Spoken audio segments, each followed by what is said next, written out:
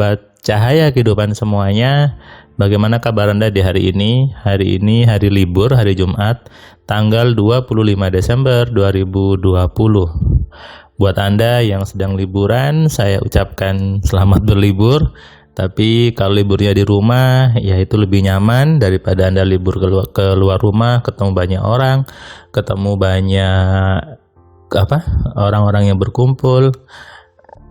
Tetap jaga kesehatan, jaga protokol kesehatannya, dan tetap berpikir yang menyenangkan. Imun Anda tergantung dari pikiran Anda, tergantung dari apa yang Anda pikirkan, dan pikiran Anda itu juga tergantung dari suplai makanan yang masuk ke kepala Anda.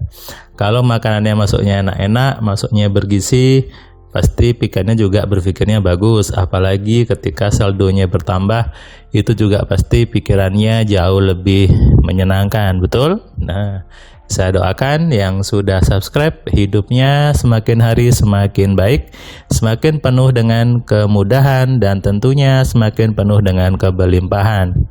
Terima kasih buat Anda yang sudah setia untuk nonton, untuk subscribe, untuk komentar di Cahaya Kehidupan selama tahun 2020 ini.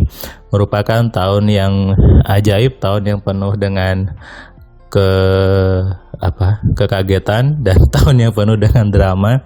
Tapi bagi kami di Cahaya Kehidupan, tahun ini tahun yang penuh dengan fantastis, karena Anda semakin banyak yang suka dengan apa yang disampaikan di Cahaya Kehidupan.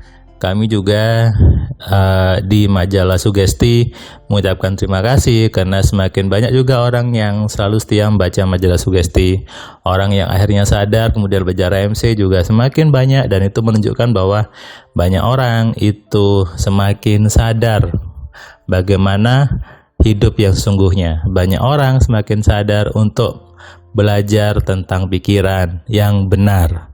Di luar sana banyak orang mengaku nyebut dirinya trainer pikiran, menyebut dirinya pokoknya juga mengajarkan tentang pikiran, tapi sepertinya kurang utuh gitu ya. Kurang utuh dan kurang lengkap dalam pemahamannya, sehingga yang tersampaikan juga sepotong-sepotong membuat orang jadi salah. Biasanya ini terjadi karena mereka di luar sana hanya mengajar itu berdasarkan materi buku yang dia baca. Bukunya orang tuh biasanya dari luar gitu ya, dari barat, yang keren-keren itu dibaca, disampaikan ulang. Ini terlihat dari kalimat-kalimat yang dia ajarkan itu adalah diambil dari buku-buku yang pernah dia baca. Celakanya adalah buku-buku itu hanya dia baca, tapi tidak diamalkan, tidak dipraktekkan. Bukunya tidak salah, yang nulis juga tidak salah. Yang salah yang membaca, tidak mengamalkan dulu lalu mengajarkan. Akhirnya apa?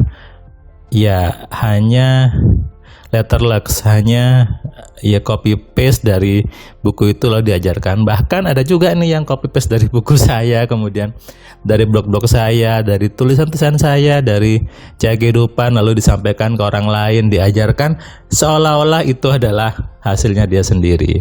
Banyak seperti itu. Anda bisa cek aja gitu ya, beberapa blog, beberapa channel YouTube, beberapa akun Facebook yang isinya itu sama persis dengan apa yang ada di Cahaya Kehidupan, yang sama persis dengan apa yang ada di blog saya. Dan ya itulah, kebanyakan orang hanya ingin mengcopy paste tanpa tahu maksudnya apa, lalu seolah mengklaim bahwa itu adalah hasil kreasinya sendiri. Ini menurut saya seorang yang mungkin ya dia memang tidak tahu, dia tidak tahu tentang dirinya, dia tanda kutip bodoh, dia juga tidak pede sehingga main copy paste saja, alias menjiplak gitu ya. Kalau persis sama itu namanya menjiplak, alias mencuri ide-ide orang lain. Sebetulnya itu bisa diperkarakan. Tapi ya semakin banyak orang meniru isi konten saya, berarti semakin banyak orang yang mencari di mana originalnya, di mana yang aslinya, dan itu terbukti ya. Jadi saya dapat banyak info bahwa banyak tulisan saya yang di-share di grup WA orang, banyak gambar yang di-share, bahkan lucunya tulisan saya dihapus nama saya gitu ya. Bahkan di beberapa grup juga seperti itu. Tapi ya sudahlah gitu. Nanti pasti kembali ke kami juga, kembali ke saya juga di Jaya Kehidupan dan di AMC. Hari ini tadi siang saya memberikan kelas AMC online ke seorang ibu dari Jakarta Selatan.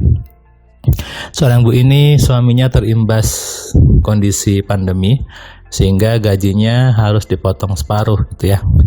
Sehingga ibu ini mengeluh dan menganggap bahwa kondisi pandemi COVID yang membuat seperti itu. Secara logika ekonomi mungkin iya.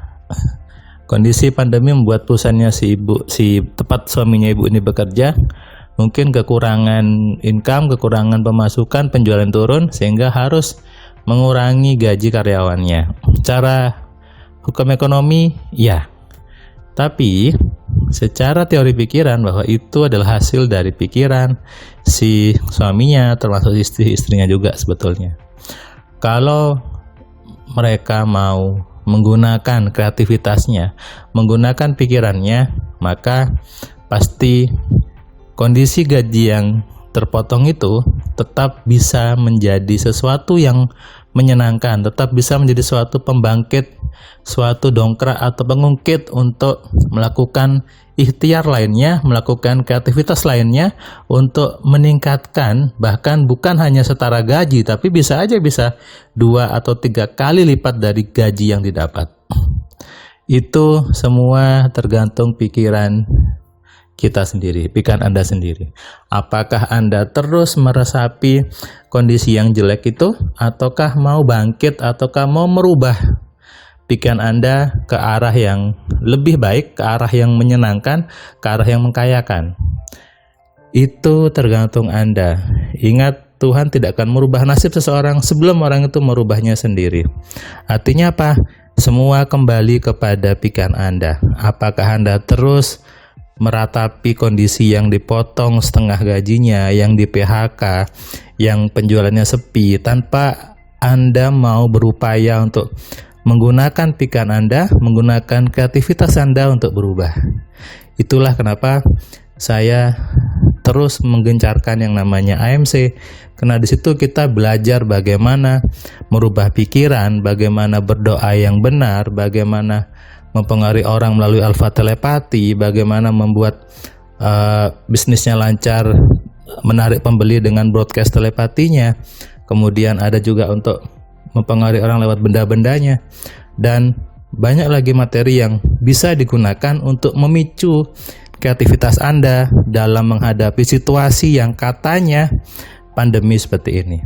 Tergantung Anda, apakah Anda mau tetap saja meratapi, sibuk sedih, sibuk meratapi, ataukah Anda memilih untuk bangkit, Anda memilih untuk berubah, Anda memilih untuk menikmati dan membuat suasana ini menjadi produktif, menjadi menyenangkan, dan tentunya menjadi uang untuk Anda. Nasi boleh menjadi bubur, tapi buburnya harus kita buat menjadi bubur yang istimewa sehingga bisa dimakan, bisa dinikmati, dan tentunya bisa dijual dengan harga yang berlipat-lipat lagi. Anda mau terus meratapi, mau terus sedih, ataukah mau bangkit menggunakan pikiran Anda dengan benar? Kalau mau bangkit, Anda tonton semua video Jaya Kehidupan dan Anda belajar AMC supaya hidup Anda terbuka, pikiran Anda tercerahkan, dan rezeki datang kepada Anda. Selamat malam, salam dari saya Firman Pratama. Assalamualaikum.